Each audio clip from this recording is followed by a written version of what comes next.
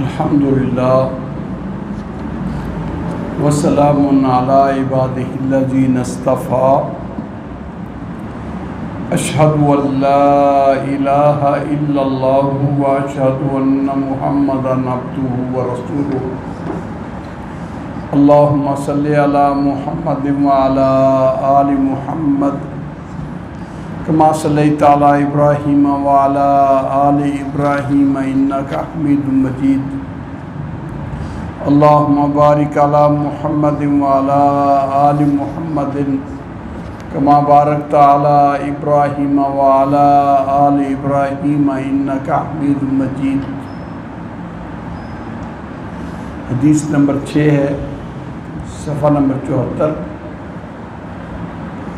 وعنہ رضی اللہ عنہ عن ابن عباس رضی اللہ تعالی عنہما قال کان رسول اللہ صلی اللہ علیہ وسلم اجود الناس وکان اجود ما یکون فی رمضان حین یلقاہ جبریل علیہ السلام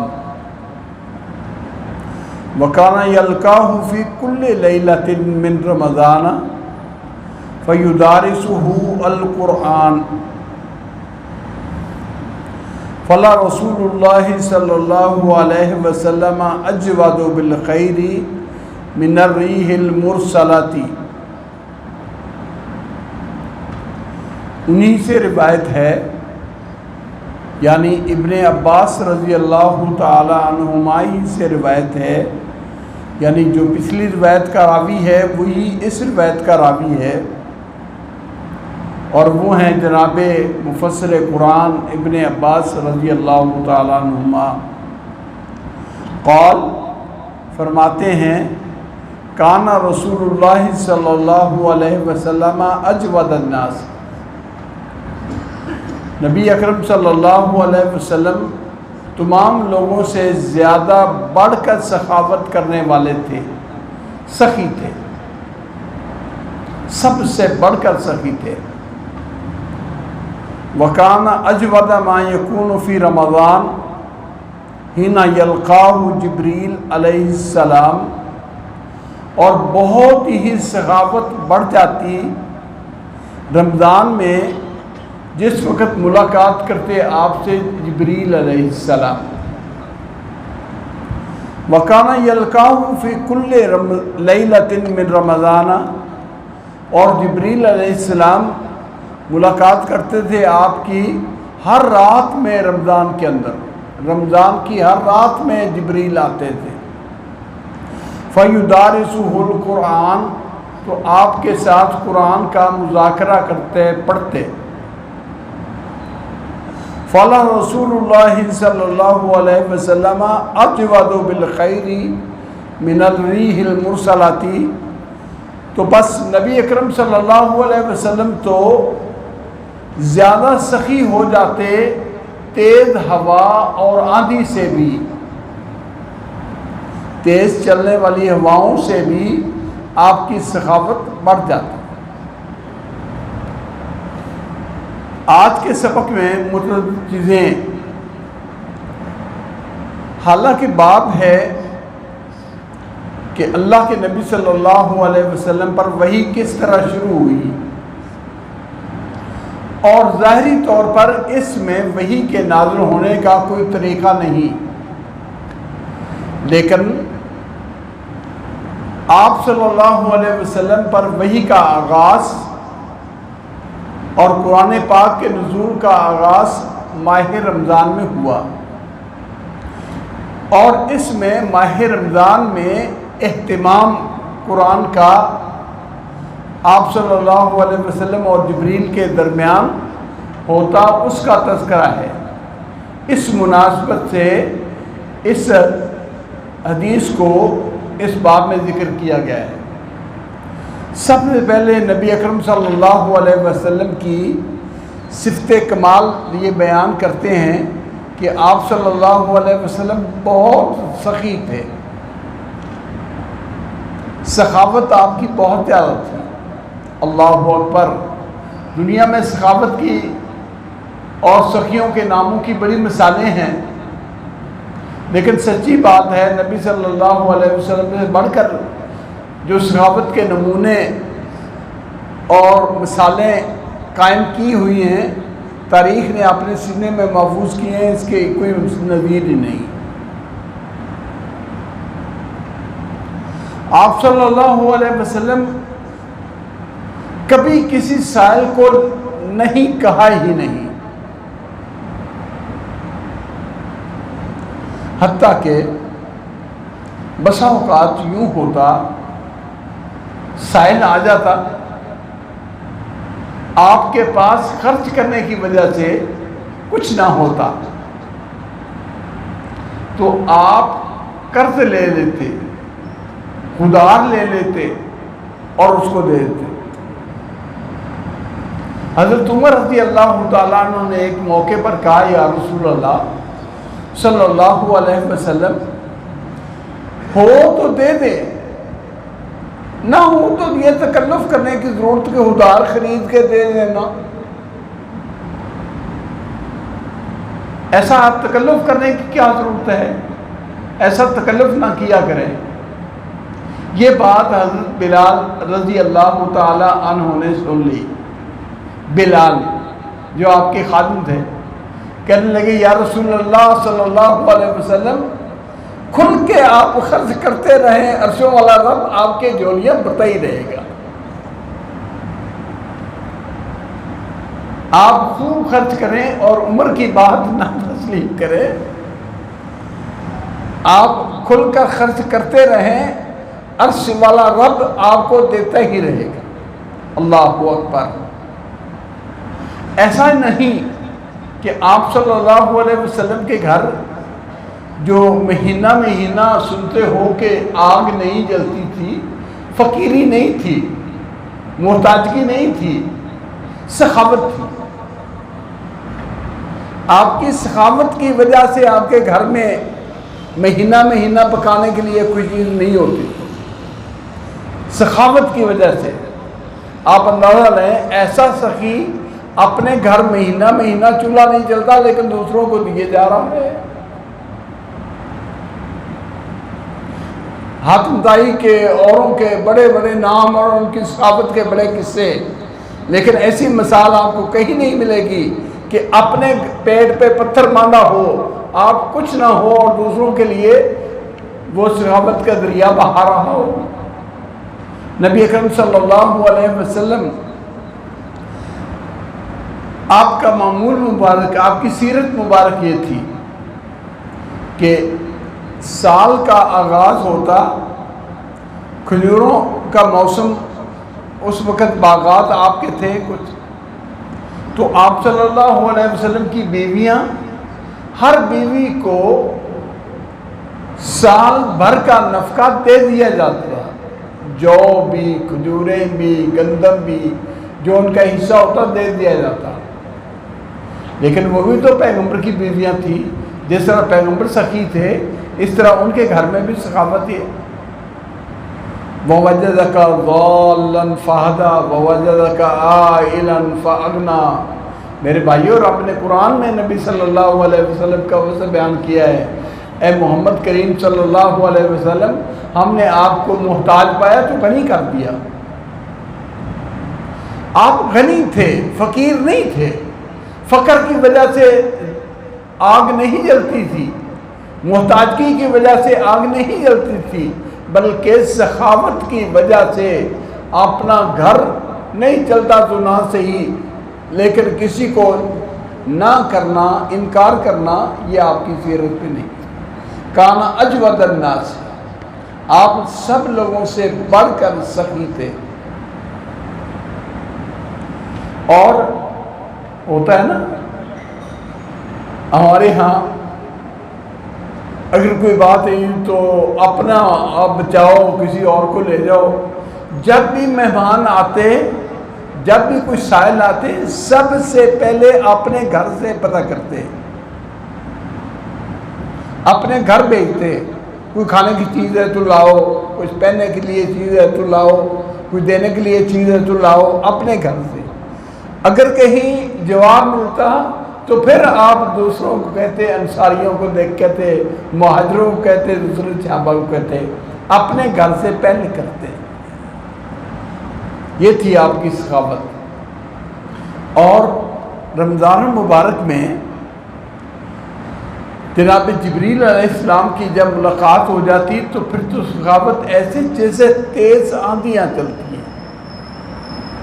آندھی چل رہی ہو تو مٹی کس طرح اٹھتی ہے، گرد و غبار کس طرح اٹھا کے لے جاتی ہے، ایک جگہ سے سامان اٹھ کے دوسری جگہ پر کس طرح پہنچ جاتا ہے۔ آپ صلی اللہ علیہ وسلم آندھیوں سے بھی تیز سخاوت کرتے۔ کس مناسبت سے؟ کہ جبریل آئے ہیں، جبریل سے ملاقات ہوئی ہے، قرآن کا دور ہوا ہے، اور اس نعمت پر شکر ادا کرتے ہوئے آپ صلی اللہ علیہ وسلم کی سخاوت بھی اتنی ہوتی۔ یاد رکھیے، جبریل علیہ السلام کی ملاقات کا شوق نبی صلی اللہ علیہ وسلم کے دل میں بھرا ہوا تھا، کیونکہ رب تعالیٰ کی طرف سے آنا تھا، رب کا پیغام آئے، رب کی طرف سے جو چیز آئے اس کا شوق سے انتظار کرتے۔ حتیٰ کہ ایک دو حدیثیں عرض کر دیتا ہوں۔ آپ صلی اللہ علیہ وسلم ایک موقع پر بارش ہوئی، اپنی پنڈلی سے کپڑا اٹھایا اور پنڈلی باہر کر دی تاکہ بارش کے قطرے اس کے اوپر گر جائیں۔ ایسا ہوا؟ صحابہ نے پوچھا یا رسول اللہ یہ کیوں کیا ہے؟ فرمایا انہو حدیث و عہد من ربہ، یہ میرے رب کی طرف سے نئی نہیں آئی ہے، رب سے یہ نئی نہیں آئی ہے، یہ بارش آنے والی نہیں ہے اور میں چاہتا ہوں کہ میرے جسم پر پڑ جائے۔ اسی طرح جبریل علیہ السلام جو آتے تھے سو آتے تھے، آپ صلی اللہ علیہ وسلم کا ان سے مطالبہ تھا یار جبریل جلدی اور کثرت سے آیا کرو، حتیٰ کہ قرآن نازل ہوا وَمَا نَتَنَزَّلُ إِلَّا بِأَمْرِ رَبِّكَ، اے محمد کریم صلی اللہ علیہ وسلم ہمارے اترنے کی اپنا اختیار کچھ نہیں، رب کی مرضی ہوتی ہے، رب کا حکم ہوتا ہے تو پھر زمین پہ اترتے ہیں۔ وَمَا نَتَنَزَّلُ إِلَّا بِأَمْرِ رَبِّكَ، تیرے رب کے حکم کے پابند ہیں، جب رب حکم دیتا ہے تو آ جاتے ہیں۔ ایک موقع پر آپ صلی اللہ علیہ وسلم سے جبریل وعدہ کر گئے کہ آج رات میں آپ کی ملاقات کروں گا، آؤں گا۔ آپ انتظار میں، اور جبریل نہیں آئے، بڑے پریشان کہ جبریل کا یہ خلق نہیں، اس کا یہ طریقہ نہیں، اس کی یہ عادت نہیں کہ کوئی وعدہ کرے اور اس کی خلاف ورزی کرے۔ اچانک گھر میں دیکھتے ہوئے دیکھا تو کتے کا پلہ بچہ بیٹھا ہوا ایک چبوترے کے نیچے وہ نظر آیا۔ آپ نے وہ نکالا اور اپنے ہاتھ سے اس کے اوپر چھینٹے مارے،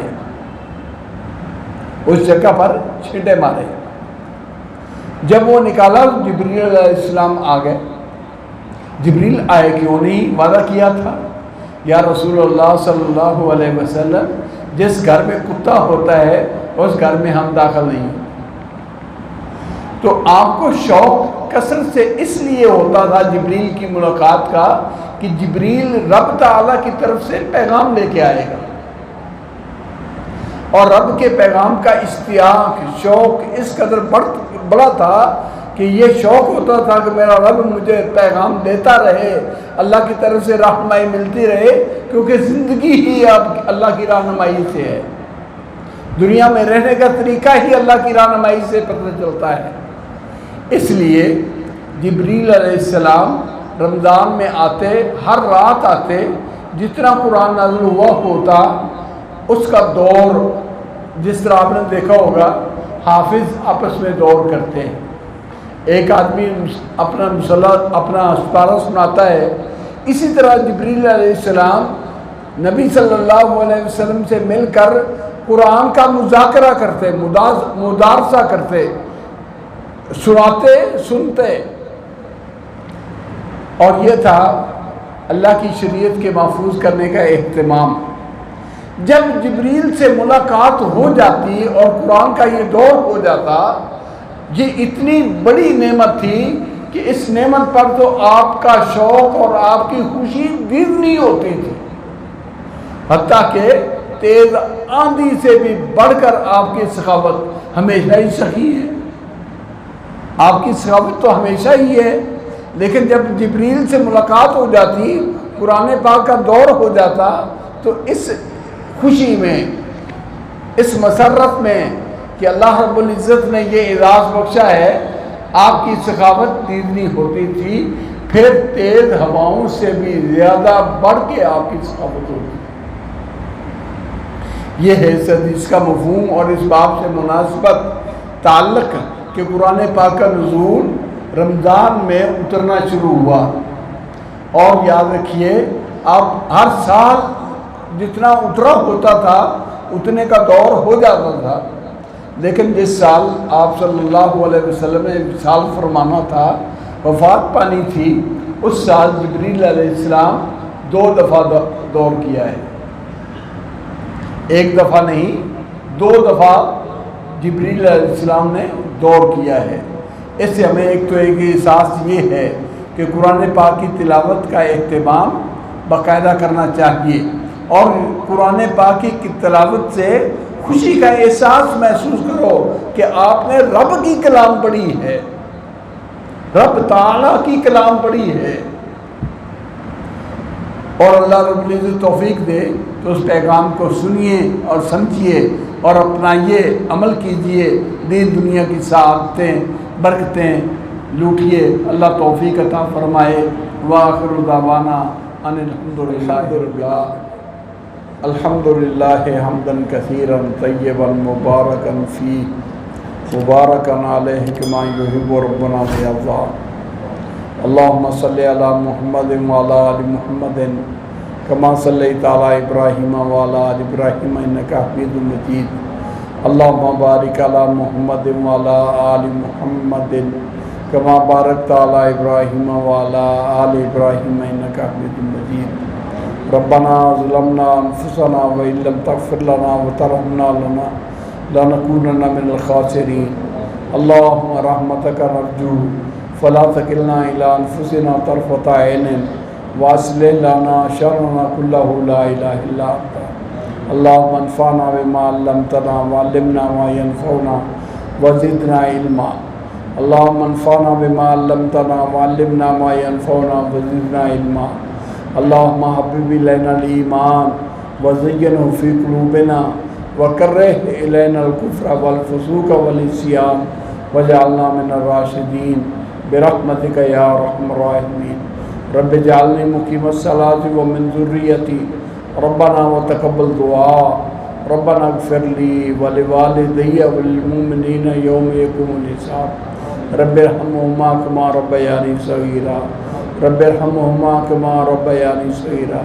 ربنا آتنا فی الدنیا حسنہ وفی الآخرۃ حسنہ وقنا عذاب النار۔